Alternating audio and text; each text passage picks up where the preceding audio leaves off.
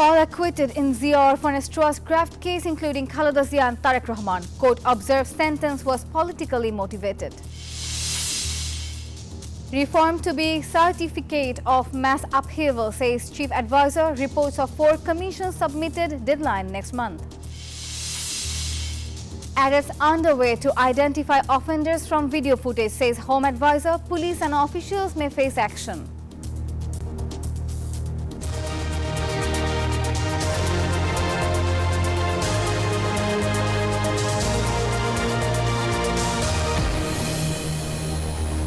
Hello and welcome to the News 24 English Bulletin. This is Nafisa. Those were the headlines. Now the details. BNP chairperson Begum Khaleda Zia and all accused, including Tariq Rahman, were acquitted in the Zia Orphanage Trust corruption case. The appellate division cancelled previous High Court rulings, declaring the case politically motivated. The court noted that charges were not proven, with no evidence of embezzlement. Khaleda Zia's sentence, initially 5 years, was later extended to 10 years by the High Court.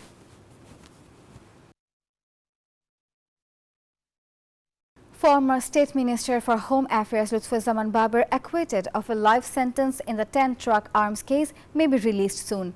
His lawyer Shishir Munir confirmed the acquittal verdict is expected to reach Keranigans Central Jail shortly.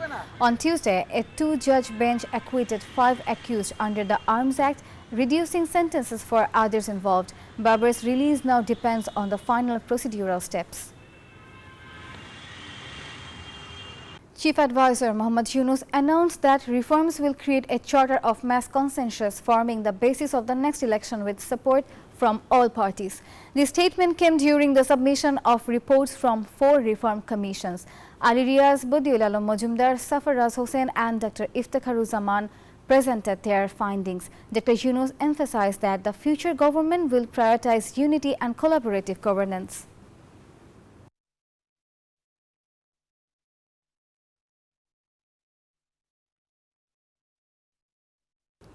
Environment Advisor Sayyida Rizwana Hassan announced a 1-month extension for 6 reform commissions. The reform roadmap will follow with political dialogues beginning mid-February. Law Advisor Asif Nasru stated that minimum reforms will be identified based on commission proposals. The advisors shared these updates during a press conference representing the interim government, highlighting steps toward comprehensive reforms and dialogue with political parties to ensure consensus.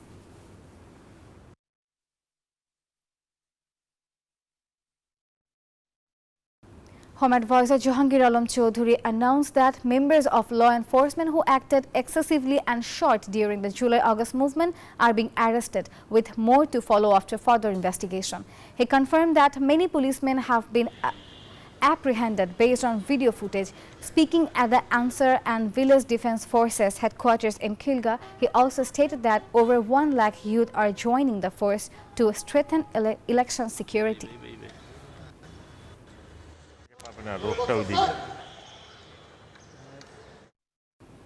Former NBR member Mati Rahman and his wife, ex-Upazila chairman Laila Kaniz, have been arrested in connection with the widely discussed goat case.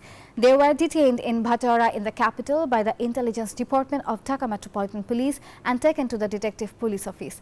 The couple faces multiple charges, including acquiring illegal wealth of 124 crore taka. 3 cases were filed by the SSC on January 6, implicating their children as well.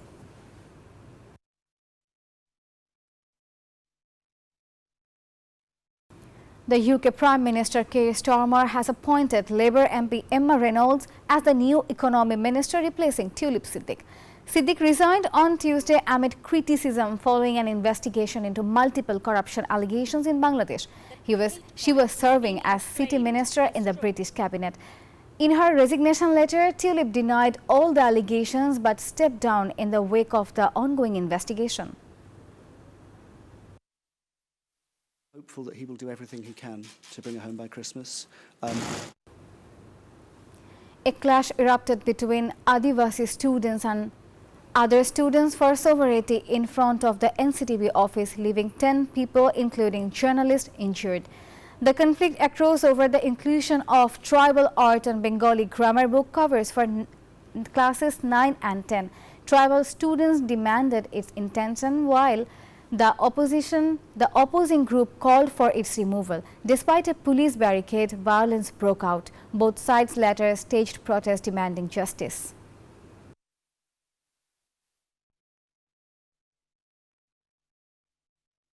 A massive fire on St. Martin's Island in Cox's Bazar reduced three resorts to ashes early Wednesday, causing an estimated loss of 6 crore taka. The blaze broke out in Galatipara around 2:30 am. Locals and tourists initially tried to extinguish the fire, later joined by the Coast Guard, Navy and Tourist Police, controlling it after 90 minutes. Locals blame the absence of a fire station for the extensive damage.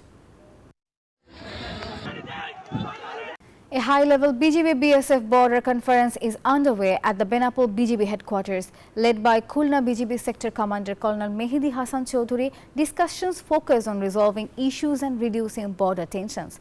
A 21-member Indian delegation led by DIG South Bengal Rani Kumar entered Bangladesh via the Petropol-Benapol land port at 11 am.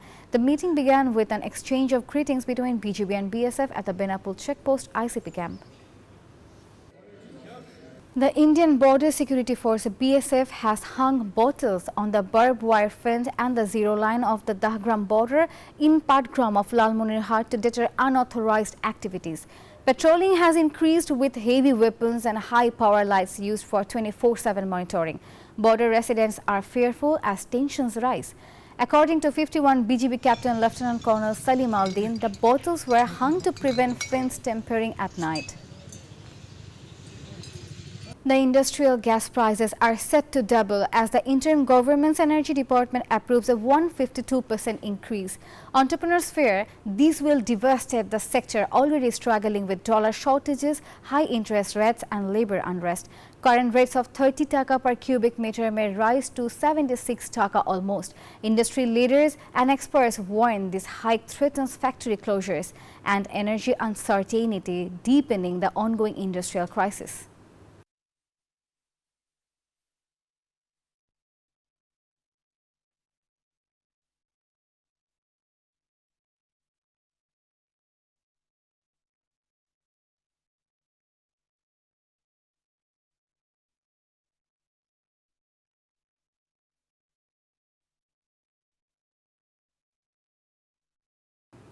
Before ending the bulletin, let's recap the headlines.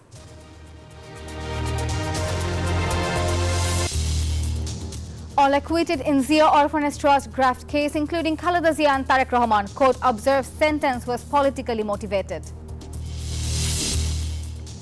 Reform to be certificate of mass upheaval, says Chief Advisor. Reports of 4 commissions submitted, deadline next month. And arrests underway to identify offenders from video footage, says Home Advisor. Police and officials may face action.